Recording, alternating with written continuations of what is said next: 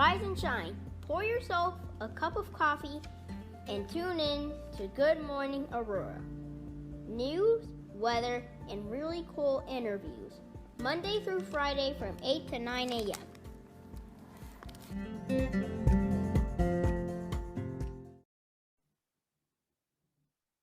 All right. Good morning, Aurora. Good morning, Aurora. Good morning, Aurora. It is 10:02 a.m. And I know it's not 8 o'clock, and I know it's not the traditional format that you see us in, but we had to make any kind of change necessary for our dear friend, Sandra Gonzalez, back on the show. Hey, thank you. All right. So big things have happened since the last time that we saw you, with a lot of changes in the city, changes in the country, and also changes on a local level for yourself. So let us know what's been happening since the last time we saw you. So if I can remember correctly, I think the last time I was here was in October I believe so. November, I want to say October. So yeah, there's definitely been a lot of changes, developments, both just campaign-wise and just everything that's been going on in the state and all these other things. But I do want to just mention that, you know, if you haven't yet gotten vaccinated, you really should, and really do your research as well. I know that a lot of people want to make sure that they know what's in the vaccine. And so I got vaccinated yesterday through the City of Aurora's Latin Vax initiative, which was something that I was invited to by Casilo Cuevas. He did a lot of work with volunteers trying to make sure that our Latinx communities are vaccinated. And so I got that. I did have in because I don't do well with shots, but you know, this is important, and I want to encourage people to make sure that they are doing their research and making sure that they are going to sleeve up and get vaccinated.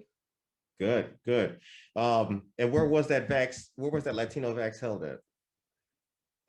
It was held at La Sierra, the banquet hall off of East New York Street. Right. And so the next time that will happen, I believe it'll take place at the same location, and that was in collaboration with the VNA.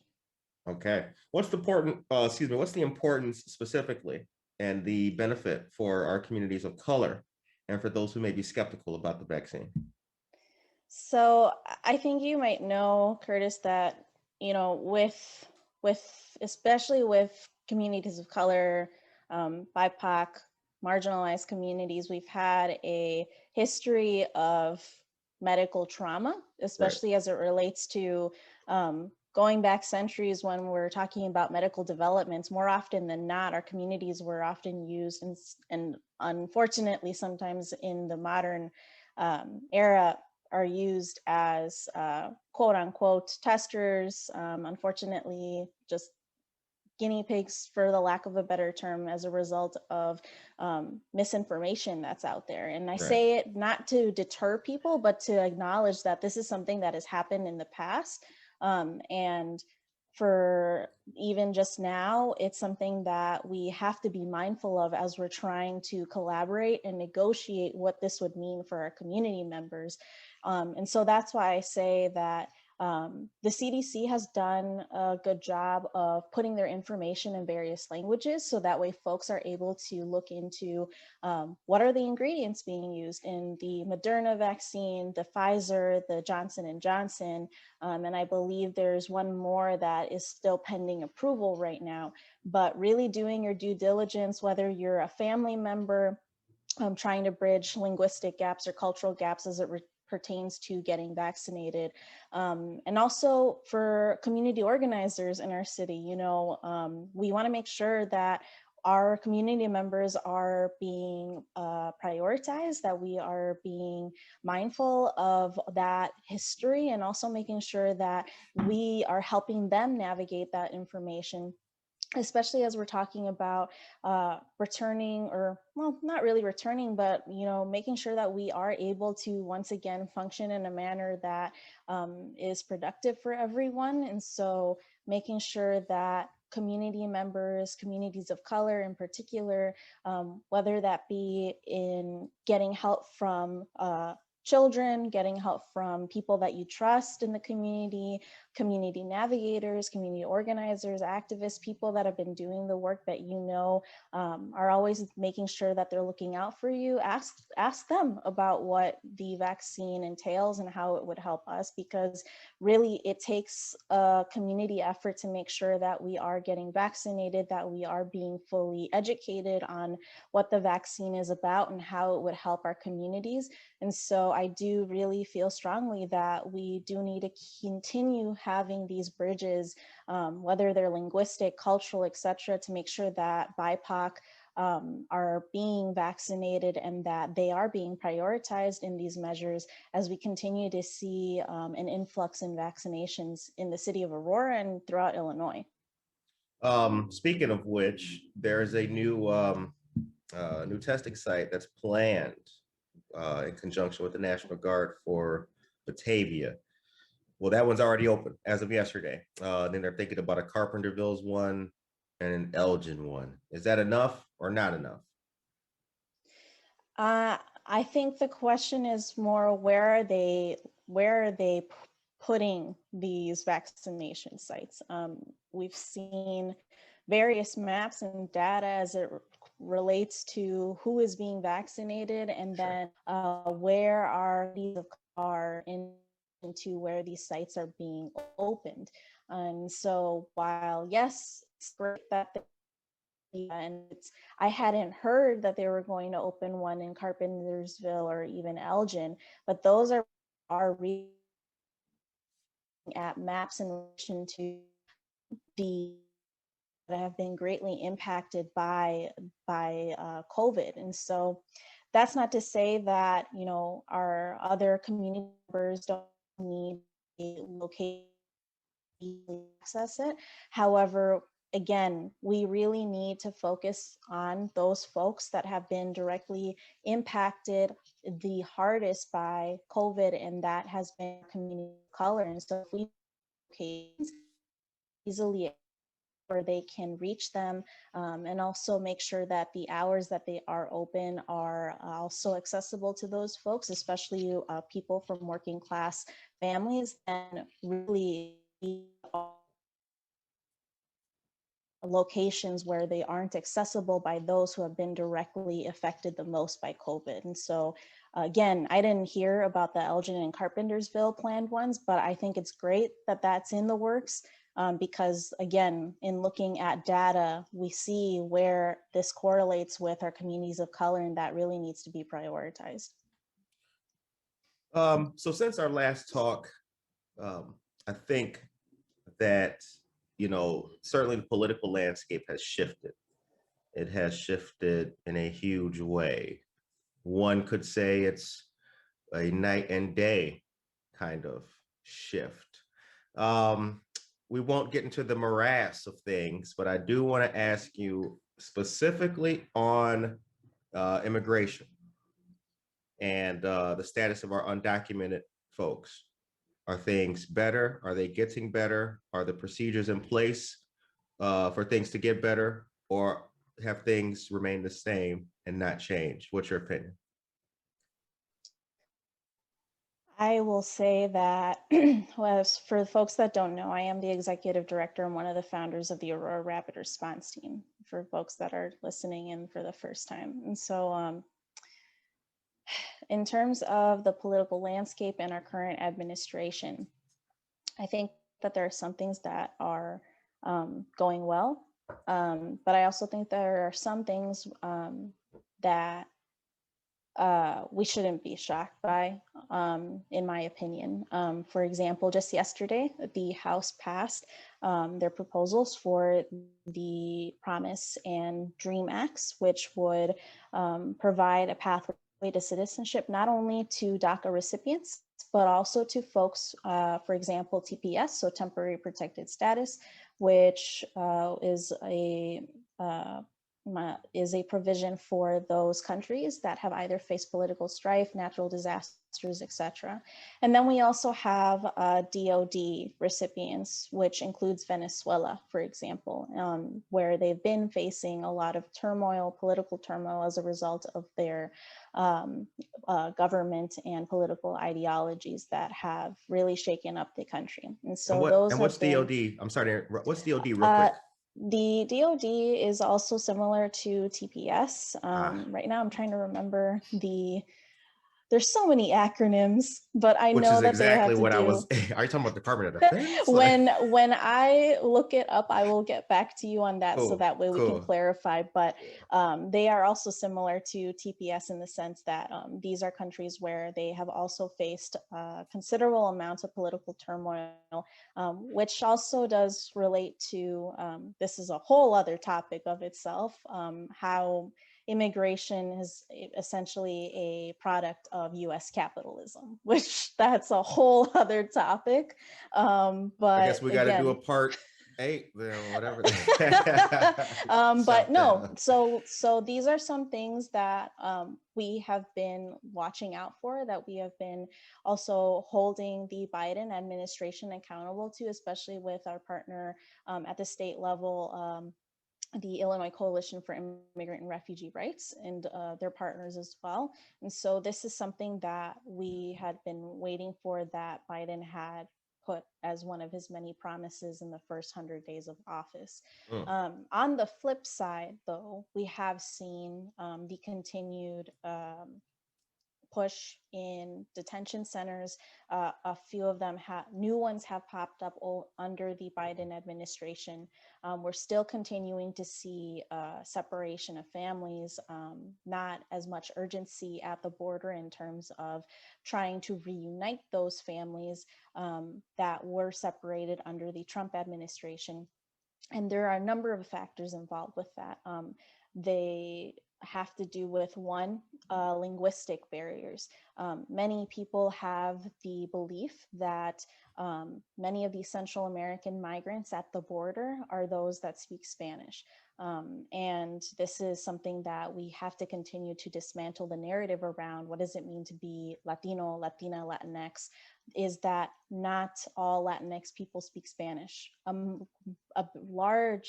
An overwhelming majority of Central American migrants are those that come from indigenous communities, especially those with Mayan dialects, where it's hard to find translators and therefore hard to reunite families when they are separated. And so that's been one of many factors. And the fact that we've seen detention centers open up under the Biden administration, it doesn't surprise us as a result of also how it was that he functioned under Obama's administration as it related to immigration. And so this isn't something that has just sidetracked us. It's something that we knew was coming. And so there's good and bad. That's not to say that, it's not like we have Trump in office anymore, but again, we're still seeing that there's various areas of immigration where we still are holding everyone accountable. And some, on a positive note too, we're seeing that the citizenship test for naturalization has gone back to the 2008 version. That was something that we were concerned with, because the Trump administration wanted to make it much more difficult for those to be able to attain citizenship. And the fee for applying for citizenship has gone back to the $795 as opposed to the $1,000+ that the Trump administration wanted to impose. And so those are all positive things, and yet there's also other things that we are concerned with. So yes, it's nice to see that we have done a 180, but at the same time, we're still holding people accountable. We're still making sure that the policies that are being proposed are with racial justice in mind. And because again, we've seen some of the things that have happened and transpired over the course of even just the past 2 months that Biden has been in office, and we need to continue fighting for our communities, regardless of who the party is that is the leading party. Mm. Let's talk Waubonsee Community College now. What's up? What's the scoop? What's the deal? What's the deal? I don't have to read any newsletter. I have to go to the website because we got you. What's the deal? So it's been going well. Okay. Those around me will say that it's been going quote unquote really well. I guess I just don't give myself enough credit. I'm not used to it still after, oh gosh, I don't know how many months it's been at this point. It's like the pandemic, you lose time. Yeah, seriously. So it's been going really well. We've been doing in the last month a greater push to get out the vote. We have been making sure that we've been reaching out to folks, whether it be through my social media platform, partaking in various forums. The last forum that I did was actually hosted by Indivisible DuPage. And in that one, I had 2.5 minutes to basically pitch why I am running. And so, and in running, I've learned a lot about just some of the information out there relating to the college, and also just the fiscal nature of how things are running in relation to COVID, and also in relation to just taxpayer dollars. And so we're really hitting the ground running in the less than 3 weeks that we have.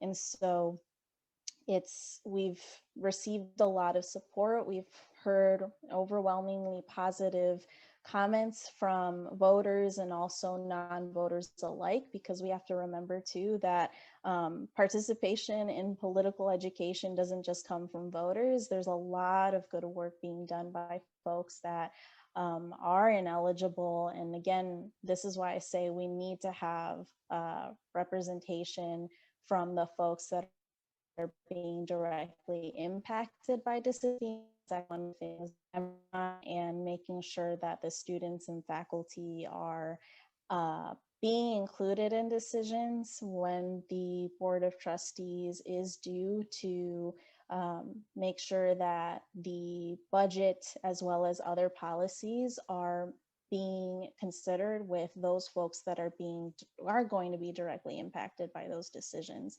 And so with that being said, there's just been a lot of changes, a lot of development.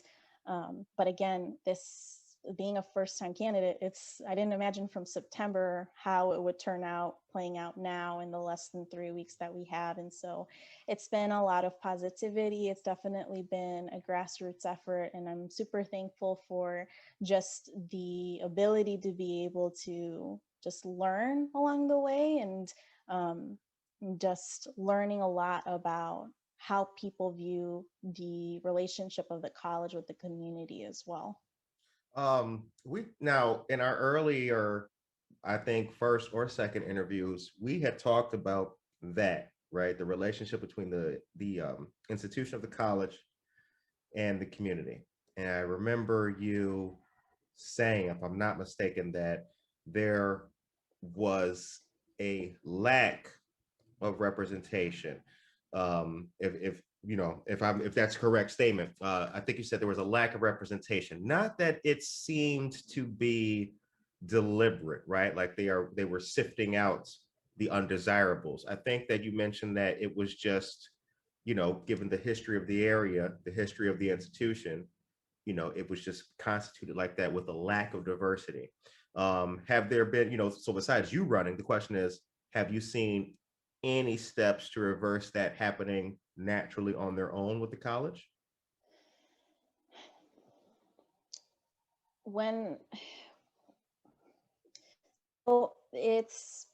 I know that in February, for example, the board had come to the decision that they were going to cap tuition fees. It wasn't going to be permanent, just for the foreseeable short term. Right. just so that it would encourage students to continue enrolling and also help them with the outlook of fiscal their fiscal year. Um, is is that I don't know if that was with equity in mind. I think that probably that was more in terms of uh, fiscal responsibility to their students and to the community that they serve. However, in terms of also looking at the representation of just the programming and also the ways in which they market their programming to students, um, I think that it could be better. Waubonsee does a great job at marketing their programs and also in marketing their diversity. However, when you look at the makeup of their programming as in terms of demographics and the students that are in those programs, that's where the area of improvement lies. Hmm. In terms of the diversity of thought, the Yeah. diversity of discussion, especially between administration and the Board of Trustees, I think that also needs to be improved upon. Hmm. Because when I refer to representation, I'm not only talking about just having, say, a person of color come into these spaces. We also need to have a diversity of dialogue, which I don't see or hear happening even currently within administration and within the Board of Trustees, largely because these are spaces that are more conservative. And that's not just my belief. It has been in my conversations with people who affiliated with the college, whether they are faculty, staff, or students that I've spoken with in the course of my campaign. Hmm. And so that is a concern, because when we're talking about the makeup of students, for example, as it relates to the ways in which the programming is being marketed, and then who ultimately ends up in those programs, that's a concern. When we are talking about the assessment of resources and services as it relates to students and who those students are and what their needs are, when we aren't doing community assessments on a more regular basis, because right now they do them every year or every other year, that isn't a reflection of who the students are and then truly the services that they need. And therefore you have to ask, well, yes, the college has been fiscally solvent, so they've been fiscally responsible. My incumbents have even touted the awards that they've received in being fiscally responsible. But if it doesn't translate to you really measuring how often those services are being utilized, then where is our money going? And is it really reflective of the diversity of students that exist at the campus? And then also asking about hiring practices as well. Who are you bringing on? What is the quality of experiences that they've had? And I don't mean it in terms of credentials. I mean it in terms of how is it that they have really expressed their sentiment towards making sure that who they are serving, the students that they ultimately work with, that they are also doing it with equity in mind and with diversity in thought. And so we really, when I see all of that, and when I have spoken with the people who really are the lifeblood of the college, there is a disconnect in the dialogue between the Board of Trustee, administration, and the community campus. How could that be? How could it be that a large organization in college like that could have a gulf between its directors and staff and students? How could that be? How does something like that happen? That's something that you'd have to ask my incumbents, Mm. which they probably won't answer in a straightforward way. Oh, I can see. I can picture the answer already. Well, Curtis, look, you know, look at Sudan, Curtis. I mean, you want school like that? Yeah, I can see it. And to their credit, have been new programs that, again, the reassessment of available certifications, credentials, continuing education. That's something that they've also been doing under their leadership, because we have to remember that Rebecca Oliver, she's been on the board of trustees for over 30 years. It's only been recent that she's been board chair. And then Pat Kelsey, he is finishing his first term. He was elected in 2015, and he serves as the board secretary. Mm-hmm. And so, to their credit, yes, we have a new cyber security program at Waubonsee, Mm-hmm. which with their efforts, that came to fruition, which is so important considering the age of digital literacy that we're in, and also this much needed security that folks have to learn about.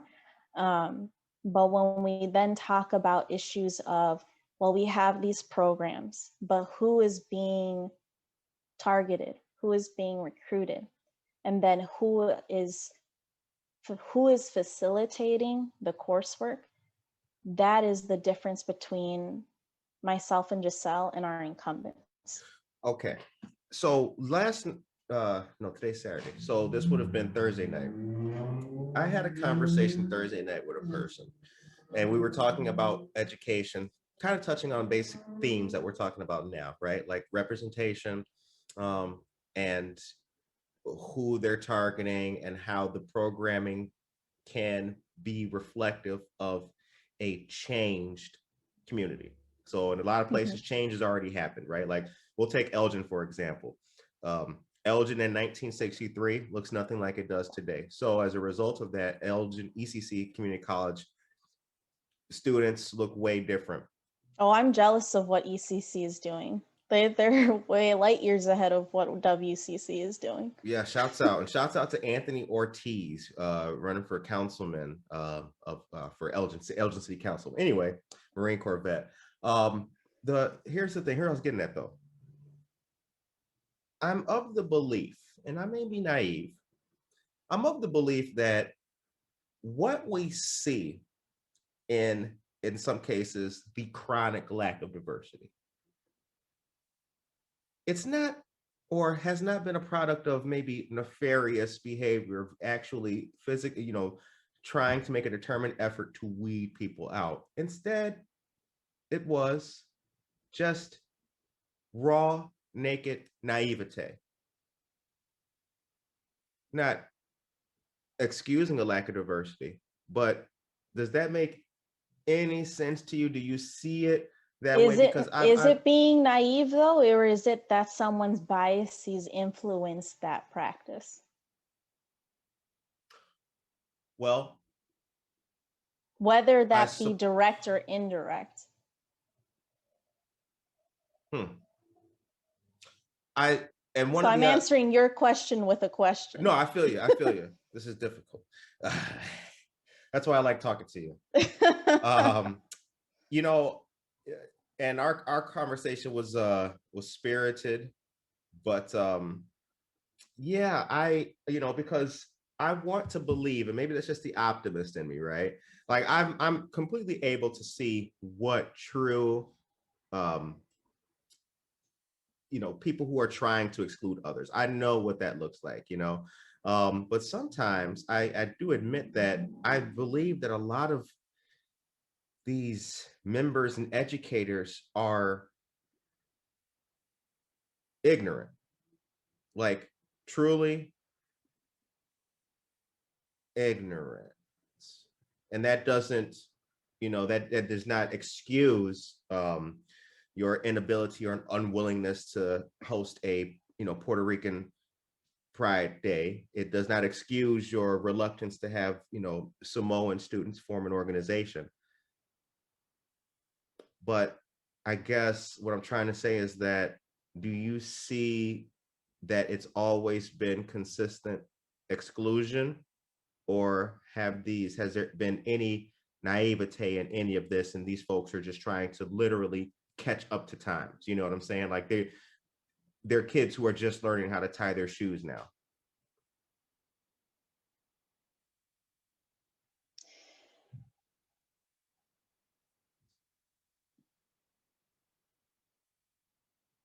I don't think it's being naive Okay. at this point. Because you know these people.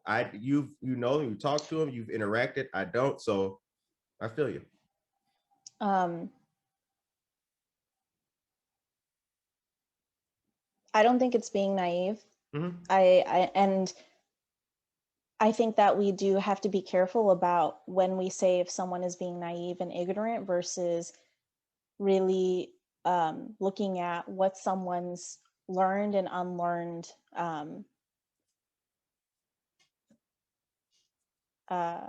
ideology in terms of just race and justice, and as it relates to the spaces that we navigate. Mm-hmm. And I'll be honest, even myself, I'm still unlearning things. We're not free of biases. There's no person that doesn't come with biases.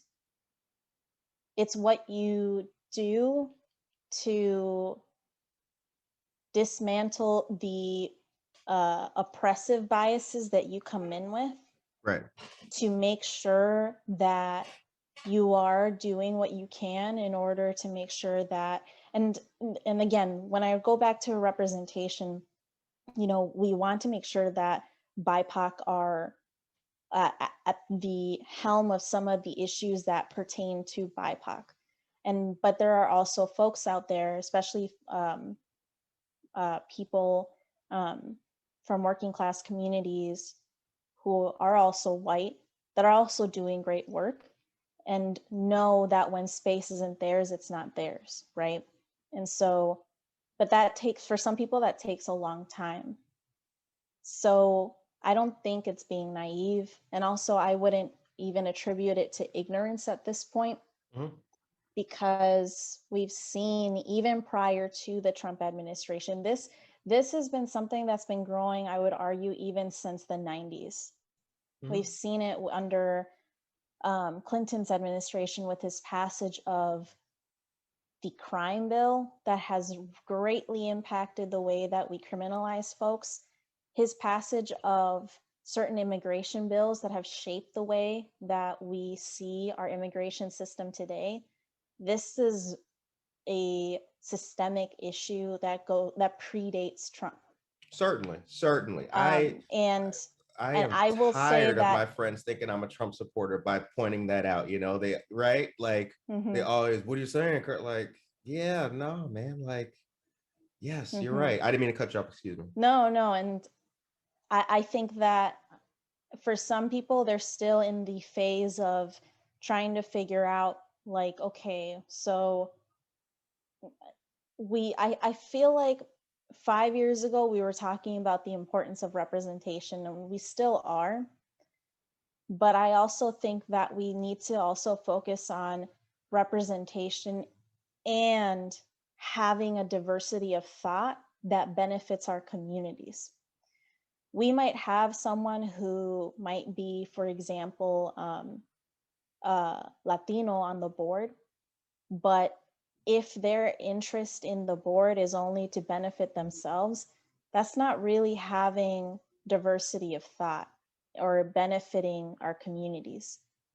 You could have someone who is white who is doing the work to make sure that we are dismantling the systemic racism that exists in these spaces. However, someone might argue that that is attributed to, whenever I talk about representation, I have been told about how I am deflecting towards, what is it called? Identity politics. But it's not identity politics if I'm also arguing that we might have someone who's Black on the board, but if they're not doing anything to move the needle in the direction of benefiting our students and staff and faculty, then at what point does representation really just become fluff? Two things. You're right. I would rather have, you're right.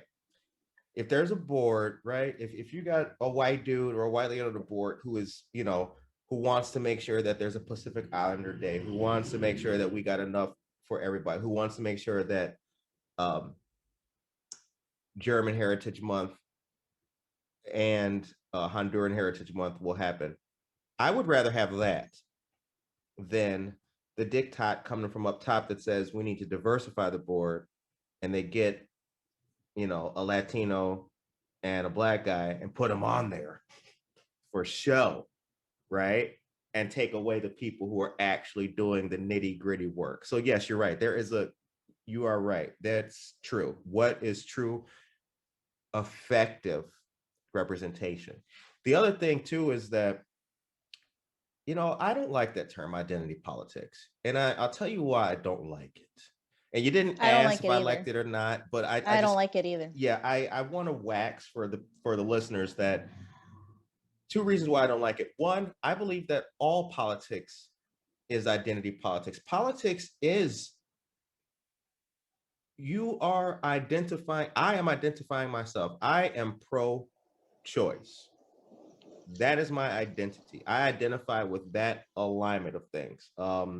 I support almost all that I've seen, anything that betters people of color, women, seniors, veterans, and members of the LGBT community and undocumented folks. So that's what I identify with. The other reason why I don't like the term identity politics is because most of the people on the other side of the political spectrum who use that term in a pejorative fashion, right? So, oh, look at they're playing identity politics. They are always the first to let you know that, hey, we got Latinos for Trump. I'm just using that for an example because it's pertinent and relevant still. Look at we got 6% Black vote. We got, right? They're always pointing out the identities of the people who are supporting their side, which are always in the minority. You know what I'm saying? Like, I hate that term. I just do not like that. It's so unenlightened. It's so unimaginative. And it's very, I think it cheapens an otherwise effective point of discussion, because politics is all about identity. In my basic assessment, I'm not Calvin Coolidge here, but I'm just saying, like, that's what it's about. The reason why I like you and I support you is because you support things that I identify with. I identify with that, so that's just my reason of why I don't like it. Why don't you like it? Because it gets used in the arguments of, it's almost like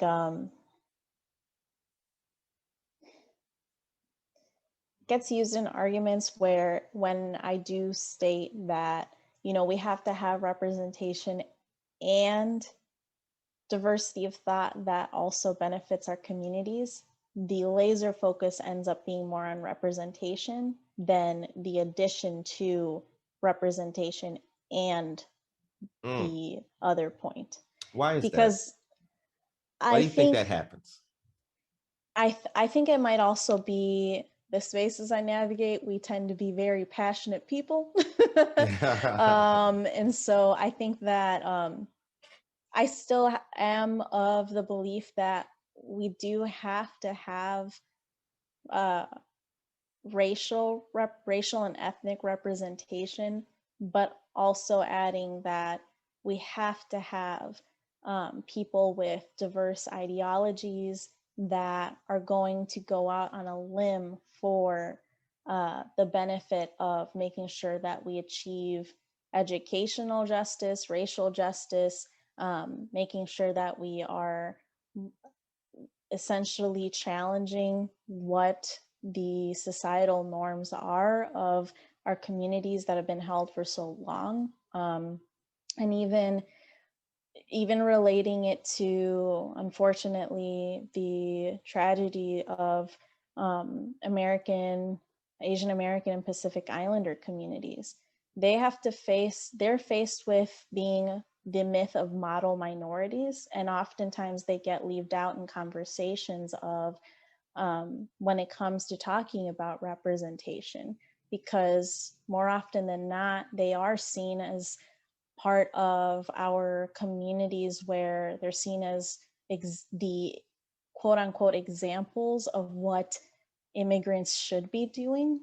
And I think that also is very harmful. And when we're talking about representation, because at the same time, you have to think about, well, you're forgetting the history of exclusion that many Asian American communities have faced in the US.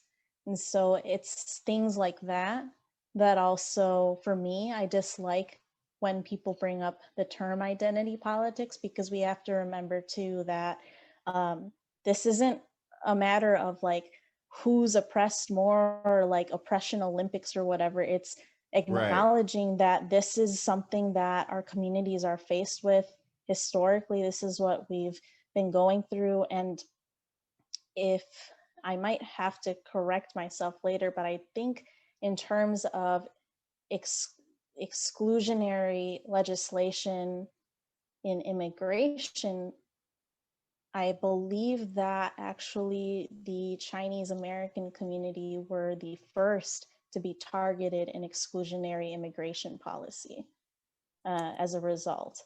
Yeah, I think so. Without having any data, and I'm willing to Google it to back me up right now, I think it's due to the beginnings and the foundation of the construction of railways in America. I think that was the beginning of the experience for Asian Americans that we're talking about. Mm-hmm. They were used solely to die in the hundreds building America's rail system. Mm-hmm.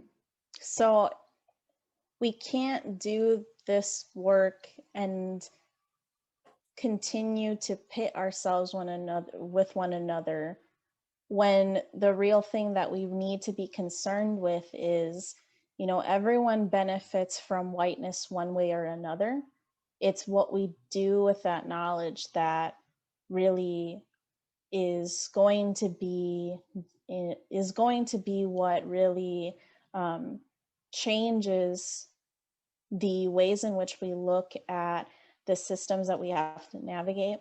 And it's really more in line with, there are going to be people who probably will give you flack for this because I've seen it in the past, but we need to tackle white supremacy at the end of the day. It's white nationalism that continues to perpetuate what we're seeing. And that's at all levels, whether people like it or not, or whether they agree with it or not. That is what I've seen. And so, again, regardless of what the position might be for office, we still have to think about the biases that people come in with, how people are benefiting from whiteness, and what it is that people are doing to try to make sure that we are getting closer to achieving justice in a way that we don't have to continue diversifying. We don't have to keep arguing to diversify things, that we don't have to keep pointing out things that we normalize what we want to see.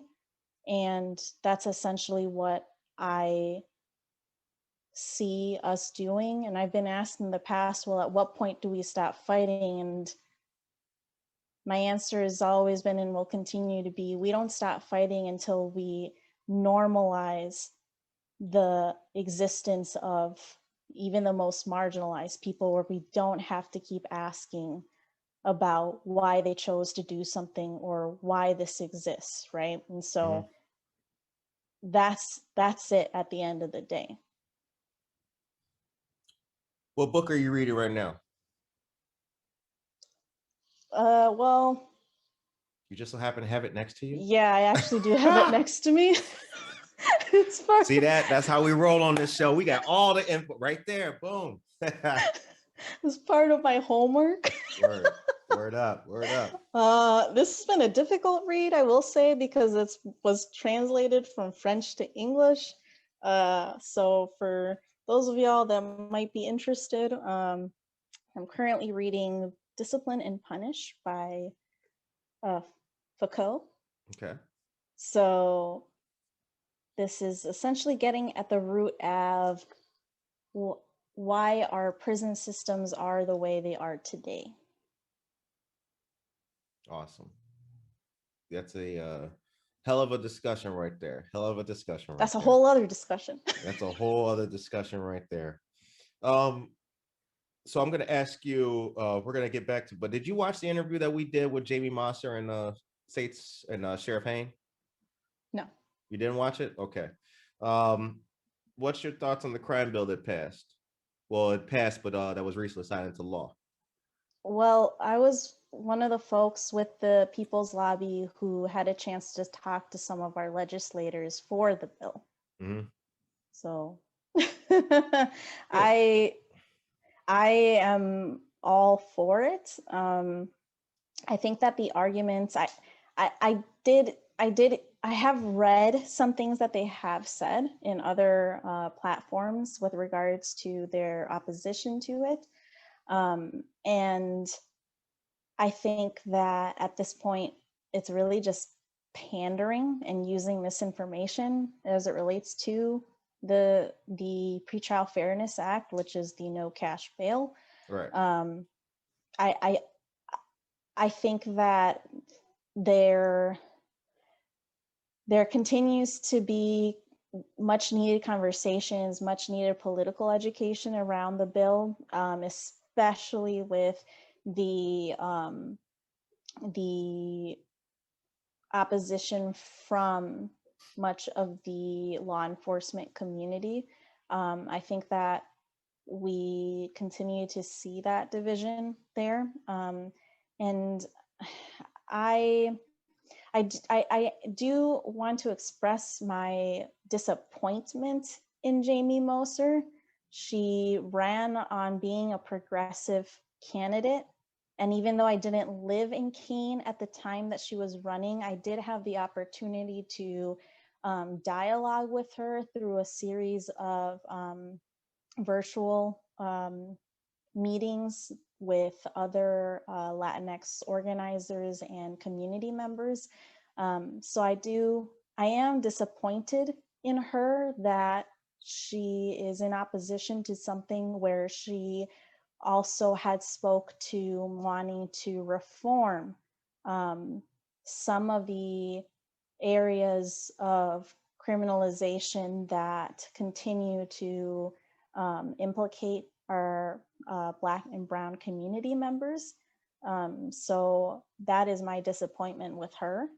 And so I think that we need to continue to have dialogue around what the Pretrial Fairness Act is, what it actually does. There are stipulations in there that do address some of the issues that they have been arguing against. I think that this has largely been used as a way for law enforcement communities to come together and spew propaganda that I feel like themselves, they haven't taken the time to really read into the bill. And that's not to mention that there are other bills that are up for consideration for criminal reform. And I really do question that if Sheriff Ron Hayne is as progressive as he ran on, which also I will express my disappointment in him, that he would also consider how the bill would also elevate some of the formerly incarcerated members that have gone through his program.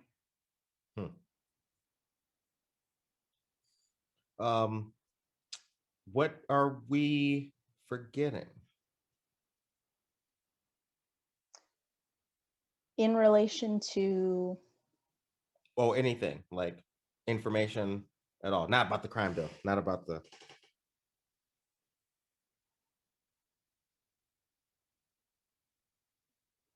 Just like normal Waubonsee stuff. Or any political, any actionable information. I think that just circling back to that, we have to remember that, with local elections, the votes really do matter, as opposed to when we do have federal election years. Even something as minimal of 5 votes can really make the difference in local elections. And for folks that aren't aware, the Waubonsee Community College District is in 5 counties. Now, they don't span the entirety of those counties, but it is mostly in Kane, Kendall, and then tiny parts of Will, LaSalle, and DeKalb. Okay.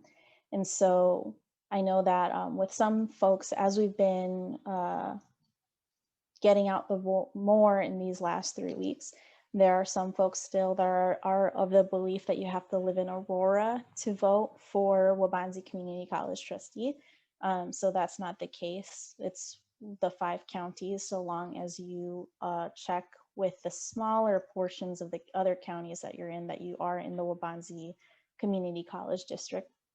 And even just some of the responsibilities of trustee, which include fiscal management, so being able to responsibly allocate the budget for the fiscal year, overseeing compliance with both state and federal higher education policy and legislation, and also making sure that there is a balance between the administration, in particular the college president and the board of trustees.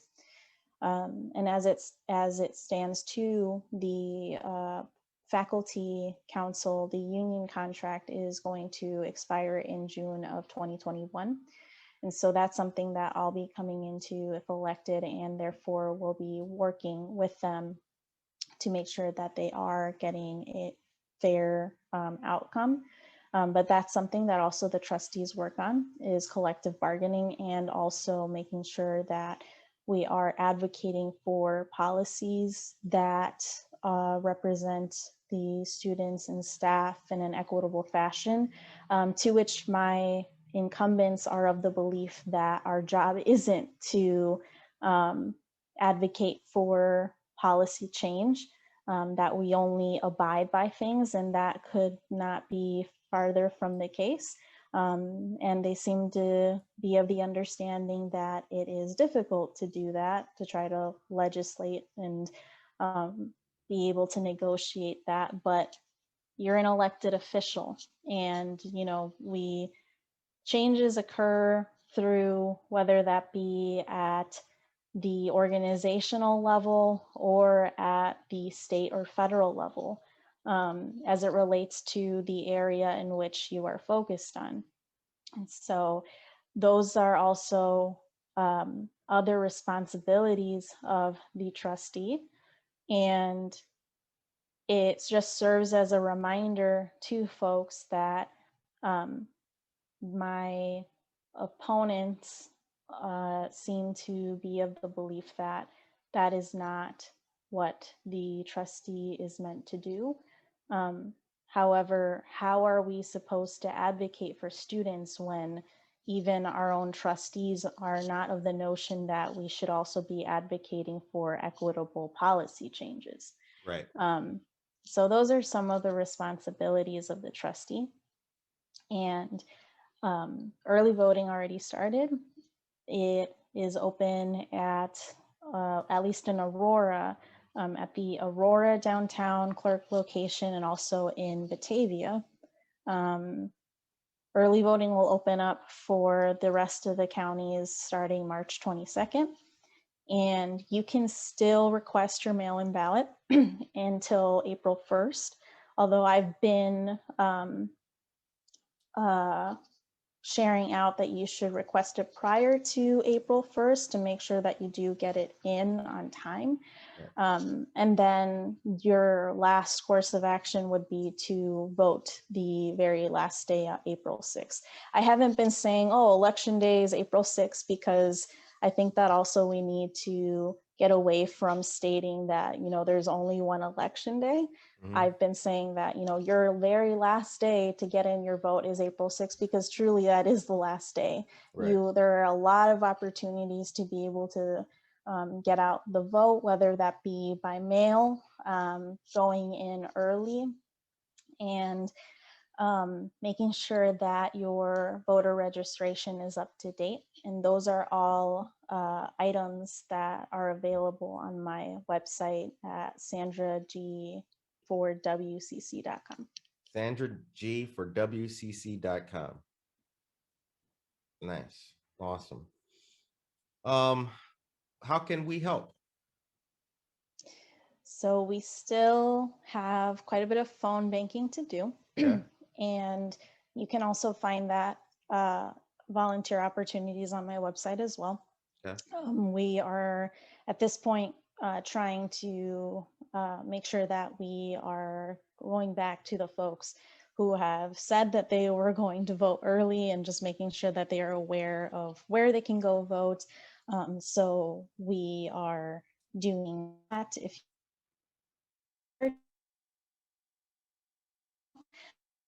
And so largely where we need the most help is with phone banking.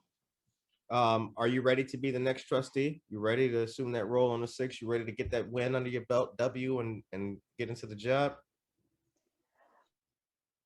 My head, in my mind, I'm just like, I don't think I'll ever be ready, but but I mean, I think I'm as ready as I'll ever be. Just again, like I said, I'm always open to learning. There's always going to be a learning curve, and so I'm ready to take this new challenge on. Well, good. And we wish you the very best. Good morning, Aurora. Got you back. So, you know, we stick by Sandra Gonzalez. We represent for you. I appreciate that, Chris. Yeah, you're doing a lot of good stuff in the community. So we need more people like you. You know what I'm saying? We need people who are actually going to be out there and doing the hard work for all of our communities without exception.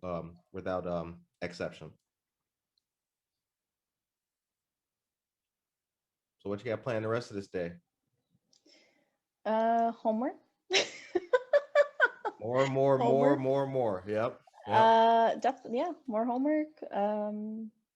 Definitely more GOTV planning, and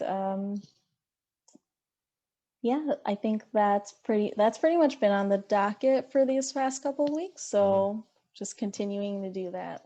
Okay. Maybe we can fit in one more interview and do one more of these before the 6th. I see a lot of time before the 6th, which is a Tuesday. Maybe yeah, we can try. Yeah, maybe the next weekend of the 27th to the 28th, perhaps, or perhaps that 3rd and 4th right before. I think the 3rd and 4th would probably be the most helpful. Okay. Yeah, Saturday the 3rd. Mm-hmm. Yeah, we'll make a tentative for Saturday the 3rd. We'll do another 10 o'clock. Okay. Yeah, this is kind of therapeutic for me too. Holy cow! Like, yeah, this is different. Did you mean to still have this recording? Yeah, I did actually. I did. It is still recorded, right? Yeah, good. No, I did because I'm going to do some cool stuff with this and mash it up. A brother's Okay. technical skills are getting a lot better. I'm making watch out, Spike Lee.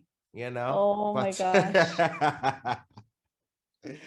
Yeah. So other than that, no, this is a good discussion, and I look forward to we're gonna talk to you again, get some more information for you. But this was a good check-in, and I'm glad that you're doing really good. If I can though, I would like to read off, if you don't mind, for the listeners, read off your endorsements. Sure. All right. Run for Something, the People's Lobby, Progressives of Kane County. ILD 83, Representative Barbara Hernandez. College Dems at Illinois State University. Karina Villa, State Senator for District 25. Joliet Junior College, D525 Trustee Nancy Garcia Guillen. The People's Coalition of Aurora, Illinois. Waubonsee Community College Faculty Council. And the Farm Team PAC for Congresswoman Lauren Underwood of the 14th Congressional District. Well done. Well done. Yeah, when you read them off, like I said it before, I'm just like, oh, I didn't think that I'd get all that. Right. You've done good. You've done very good. You have done very good. So April 6th is coming up quick before we know it. That is the last day to vote. And you do not have to be an Aurora resident to vote for Waubonsee Community College Trustee. Good stuff. Fact. And there's 2 seats. 2 seats, right. Yourself and Giselle Gonzalez. No relation. Right. Well, it is now 11 a.m. and this was a great discussion with our friend of the show, Sandra Gonzalez. We will be posting this for you guys, or rather sharing it for you guys to see as well. And we hope that you guys all out there have a great day. And we will be checking in with Sandy one more time before the deadline of April 6th. So this is a great conversation. Thanks again, Sandy. I appreciate it. And we're going. Thank you. Thank you for having me. And I'll send you another invite. Now my Zoom etiquette's getting better. A little more practice with it today and all that. Hot mess before we got on here. Hot mess, y'all. But anyway, Sandy, take it easy, and I will be in touch. And I'll let you know when I got this edited, clipped, and ready to put up. No, thank you again, Curtis. No doubt. Have a great day. You too. Bye.